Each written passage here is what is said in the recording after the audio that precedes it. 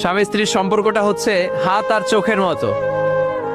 হাত ব্যথা পেলে চোখ দিয়ে পানি ঝরে, আবার চোখ দিয়ে পানি ঝরলে হাত সেই পানি মুছে দেয়, ঠিক কিনা? স্বামী আর স্ত্রীর সম্পর্কটা এরকম হবে, হাত আর চোখ। হাত কেটে গেলে চোখ দিয়ে পানি পড়ে, আবার চোখ দিয়ে পানি পড়লে হাতই ওই পানি মুছে দেয়। সম্পর্কটা এরকম থাকার দরকার আছে না নাই? আছে। আল্লাহ তাআলা স্বামী স্ত্রীর সম্পর্ককে কোরআনে পোশাকের সাথে তুলনা করেছেন। ড্রেস, কস্টিউম, পোশাক।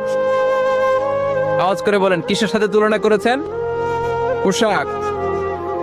কেন পোশাকের সাথে তুলনা করলেন?